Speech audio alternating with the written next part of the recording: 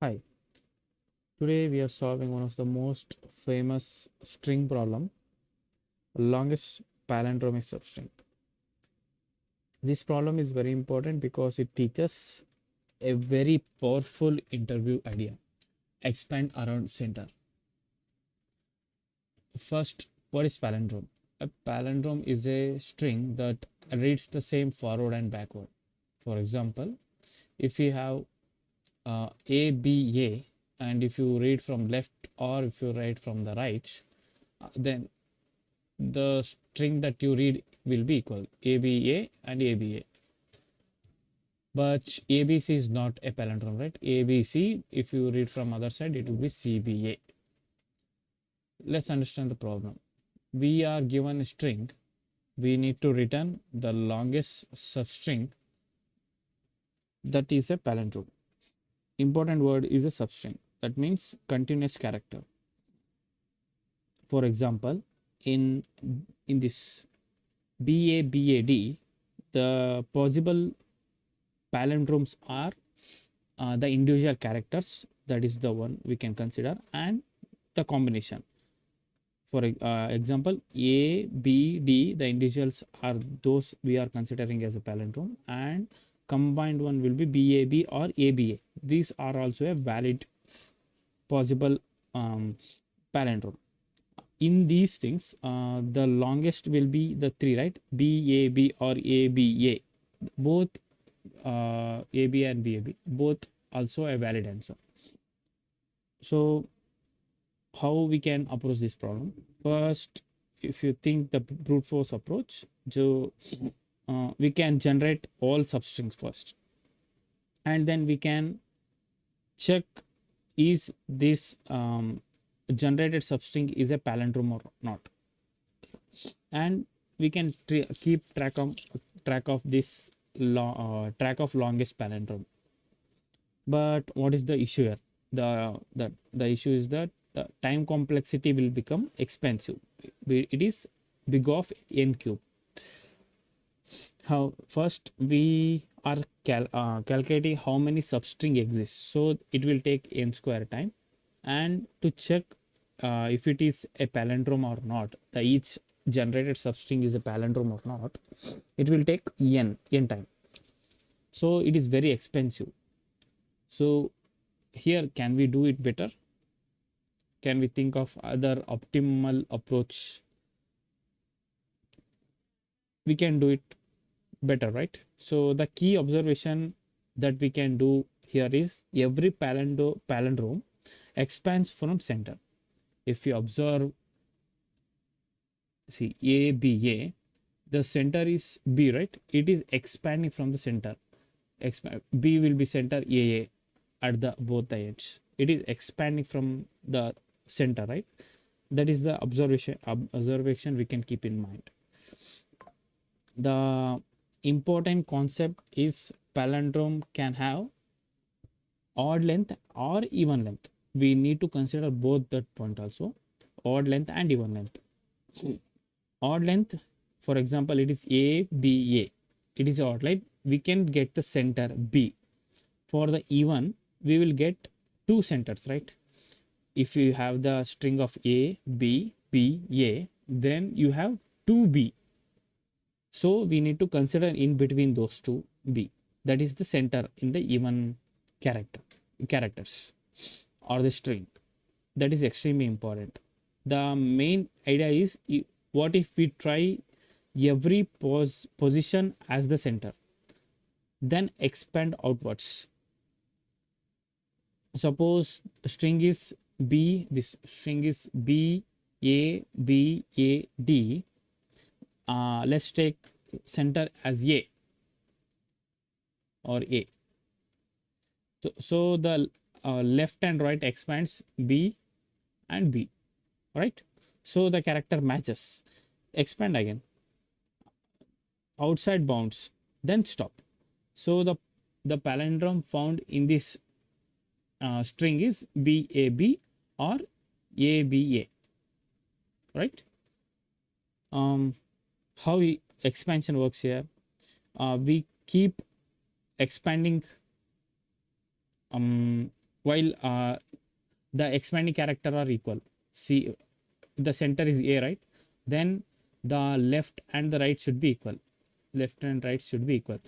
Then we are keep expanding if these two values are get holds true. If these values gets did not matches, for example here, if you consider A as center, and if you take the left and right, A, B and D, these two does not match, right? B is not equal to D, so the here the loop will break.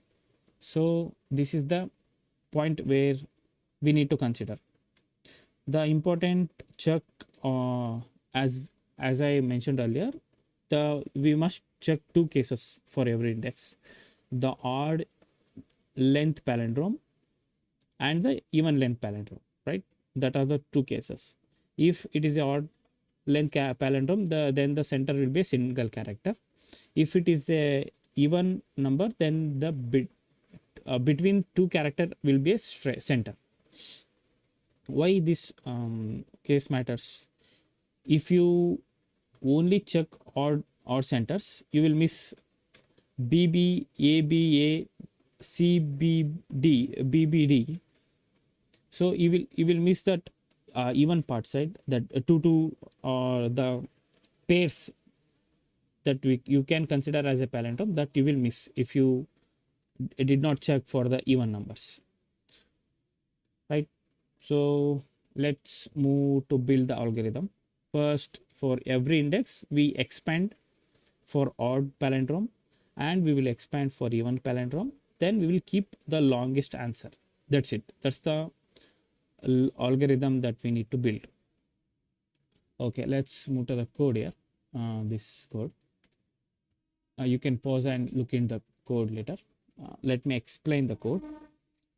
We store answer boundaries here, start and end. If the length is null, there is no point of me returning anything, right? And or if the start and end it at the same character, A or B or individual character, so I need to return that, return the same value. Or if it is less than one character, because there is no character in the string, then we need to return null or empty string. And we are here, we are maintaining the boundaries. And next we will look through the every index of this array, string, sorry.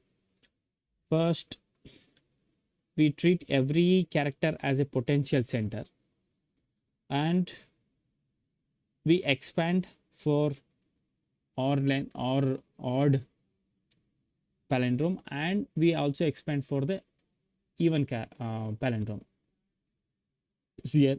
And I also mentioned that how we are keep expanding. This is the condition where we are, if this condition keeps hold true, then we are expanding. This, if it is B equal to B, then we are expanding. So the left will become left will move to the left side, and right will move to the right side. So that means that we are moving outside bound. Then we will calculate the length here and returning here. And in these two, we are getting the max out of these two.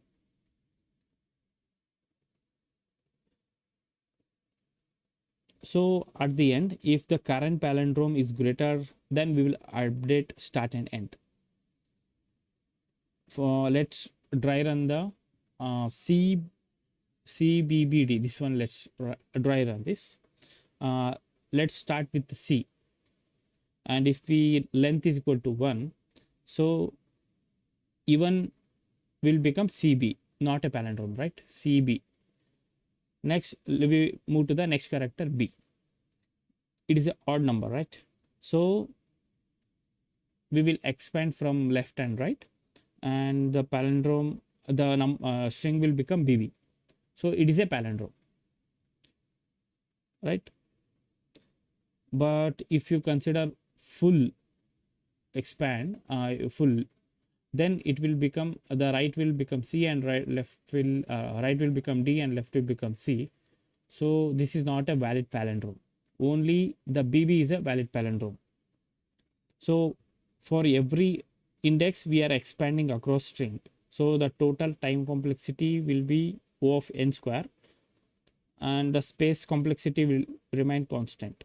So this is much better than the brute force approach that used to take O of n cube, right? Now the main important insight is notice notice something powerful. We never generate all substring exponentially. We directly grow valid palindromes. This is the classic optimum technique that you can expect or need to give in the interview. What is the pattern you can keep in the mind for this such kind of problem? Palindrome, symmetry, or expand outwards, mirror structure. These are the strong hints that you need to use this method. The common mistake you can do while solving these kind of problems are you generate every substring at the first, as we did in the brute force approach, or we forgot to measure the palindrome for the even. This line we will forget. We only calculate for the odd. The confusion between the substring and the subsequence, and off by one errors during the expansion. These are the common interview mistakes.